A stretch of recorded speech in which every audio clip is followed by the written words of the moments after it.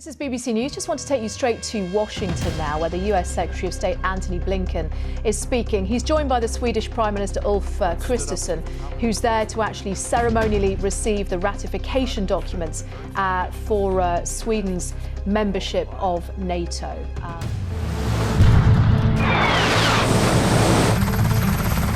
Right now, in this area, this is my office. This is my home ground. Finland and Sweden just made a decision that's turning heads across the globe.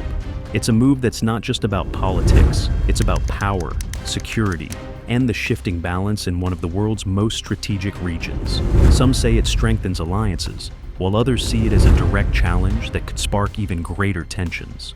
With new players stepping onto the geopolitical chessboard, one question looms large. What does this mean for the world's biggest military powers? And more importantly, how will one particular leader react to this unexpected shakeup? Let's break it all down. With Finland officially in NATO and Sweden right on the verge of joining, the Arctic is no longer just a frozen expanse. It's turning into one of the most important battlegrounds in global geopolitics. For NATO, this expansion isn't just about adding 2 more countries to the roster. It's about securing a massive strategic advantage in the high north. But with great power comes great responsibility and a fair share of complications. Traditionally, the Arctic has been managed by a handful of key players, including the US, Canada, Norway, Iceland, and Denmark. NATO itself has mostly stayed out of Arctic governance, but that's starting to change. As Russia increases its military presence in the region, NATO is taking a more active role, particularly in making sure that smaller states aren't left out of the equation when it comes to Arctic security, trade, and resource management. Russia, of course, isn't too happy about this.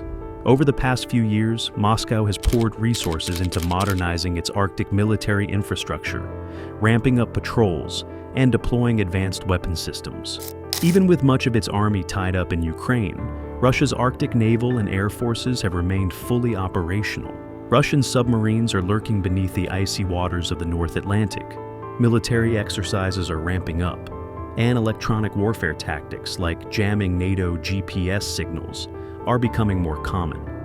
For NATO, having Finland and Sweden on board isn't just about numbers. It completely reshapes its Arctic strategy. The alliance is already planning to outline its Arctic priorities in a new strategic concept, expected to be revealed at the NATO summit in Madrid. This document will set the course for NATO's Arctic operations for the next decade. And with 2 Nordic nations now in the fold, expect the Arctic to become a much bigger part of NATO's defense agenda. Moscow, on the other hand, has always insisted that its military activity in the Arctic is purely defensive, meant for search and rescue missions and protecting trade routes.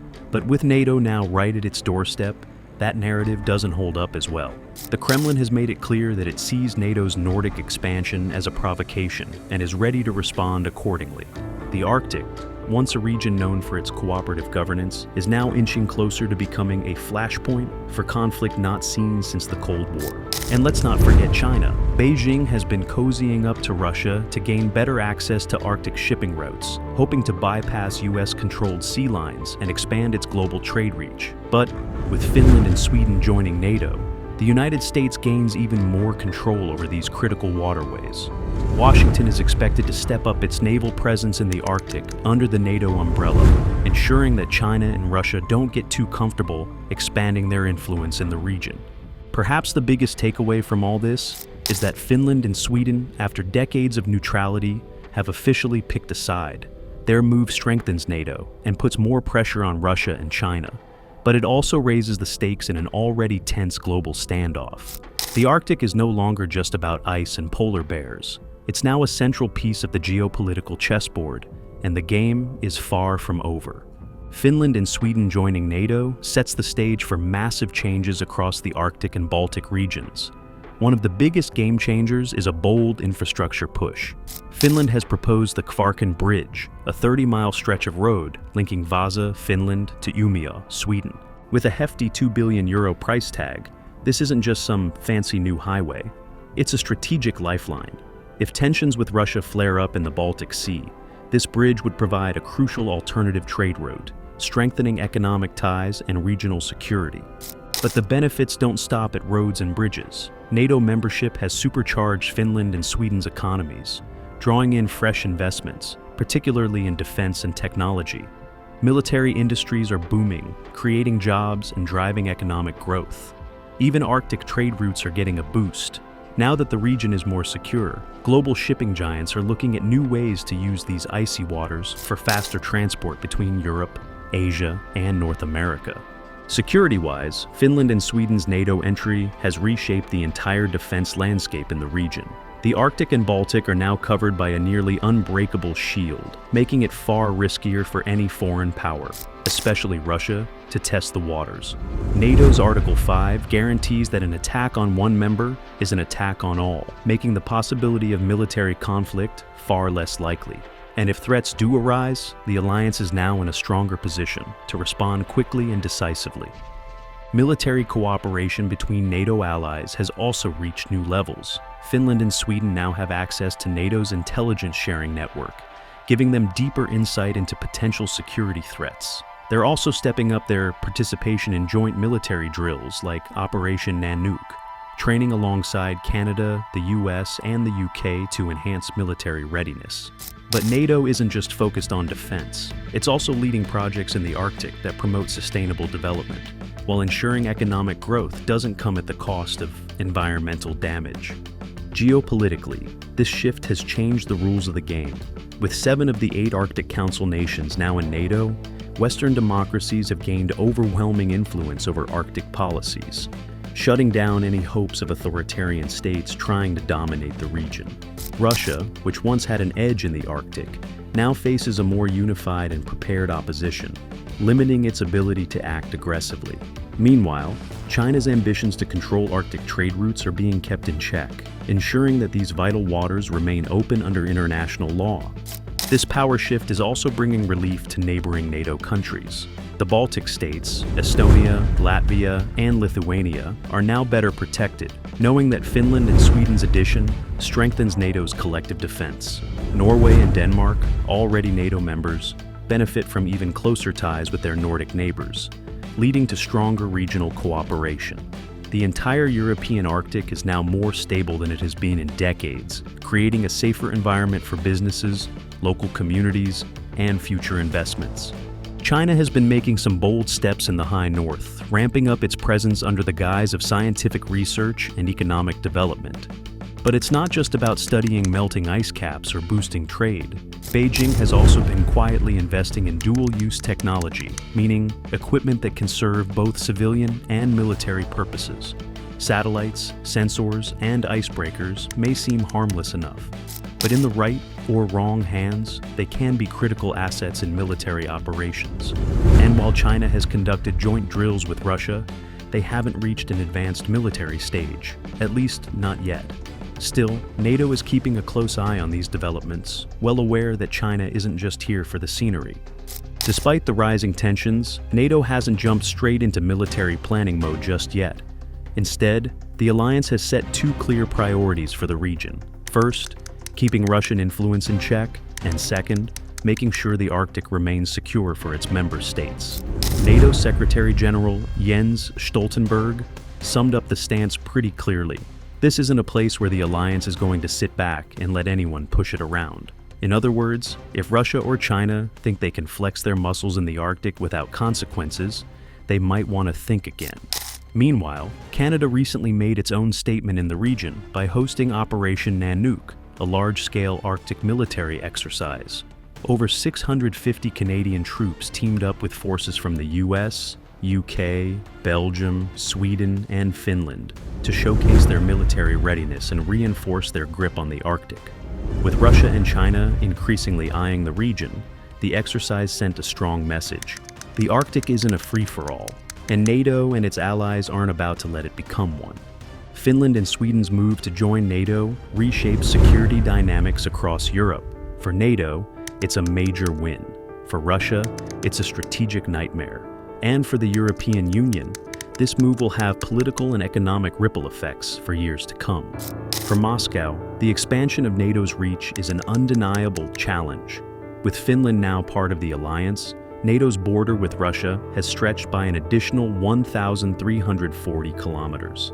This puts Western military forces closer than ever to Russian territory. forcing Moscow to rethink its entire security strategy.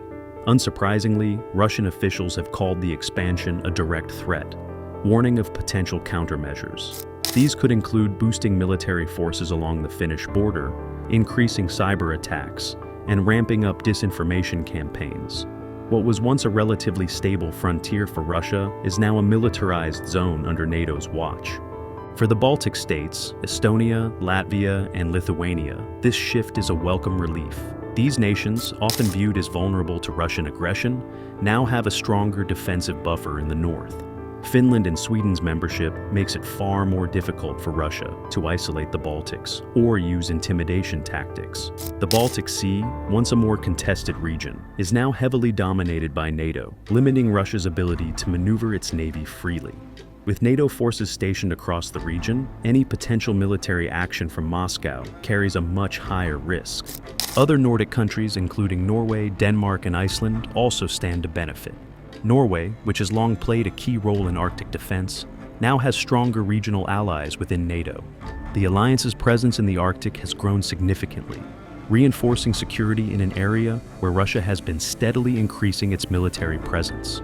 With all Nordic nations now under NATO's umbrella, military coordination has never been stronger, ensuring rapid response to any threats.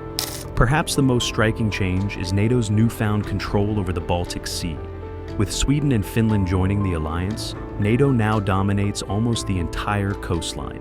This puts Russian naval operations under constant surveillance, making it far more difficult for Moscow to project power from key bases in Kaliningrad and St. Petersburg. Beyond military advantages, NATO's latest expansion strengthens its overall defense capabilities. Finland boasts one of Europe's most well-trained and capable ground forces, while Sweden adds cutting-edge air and naval power. Together, these new members make NATO a more formidable force, one that Russia will struggle to counter. The European Union's role in global security has never been more intertwined with NATO than it is now. With Finland and Sweden joining the alliance, Europe's defense strategy is evolving at a rapid pace. Perhaps the most significant shift is Europe's growing military independence from the United States. For decades, the continent relied heavily on Washington for security. But with NATO's expansion in the north, European nations are gaining more control over their own defense. This is particularly crucial as the US shifts its military focus toward countering China in the Pacific. As a result, Europe is being forced to take greater responsibility for its own security, potentially fast-tracking efforts to create a more autonomous European defense force. Finland and Sweden's NATO membership is also reshaping geopolitical alliances within Europe. While the EU has never been a military alliance, the integration of these two Nordic nations into NATO has strengthened Brussels' influence in global security affairs. The EU has already been making moves in this direction, with initiatives like the European Peace Facility, which provides military aid to allies, and large-scale defense exercises designed to improve readiness. With NATO and the EU working more closely together than ever before, Europe is no longer simply following the US's lead. It's becoming a major player in its own right. This shift is also putting pressure on traditionally neutral countries like Ireland, Austria, and Switzerland. As the number of non-aligned states in Europe continues to shrink, these countries are facing tough questions about whether their current security policies are sustainable. If Russia continues its aggressive posturing, they may have no choice but to increase military spending or even consider joining NATO themselves. Beyond politics and security, the economic impact of NATO expansion is just as significant. NATO membership has already proven to be a major driver of investment, with Finland and Sweden seeing a surge in funding for their defense and technology industries. This increased spending isn't just about military upgrades, it's also fueling job creation, technological innovation, and economic growth. The expansion of NATO is also making Arctic trade routes more secure. As Finland and Sweden integrate fully into the alliance, global shipping companies are showing increased interest in using Arctic routes as a shortcut between Europe, Asia, and North America. This could reshape global trade in the coming years, opening up new economic opportunities and altering traditional shipping patterns. Another key advantage of NATO expansion is the boost in intelligence sharing and military cooperation. With full access to NATO's intelligence network, Finland and Sweden can now better monitor potential threats and coordinate with their allies. They're also actively participating in joint military exercises like Operation Nanook, which includes forces from Canada, the US, the UK, and other NATO partners. These exercises are essential for strengthening military coordination and ensuring a rapid, unified response to any emerging security threats. Europe is at a turning point. With NATO and the EU becoming more closely aligned, the continent is redefining its role in global security, moving away from dependency on the US and taking greater control of its own future.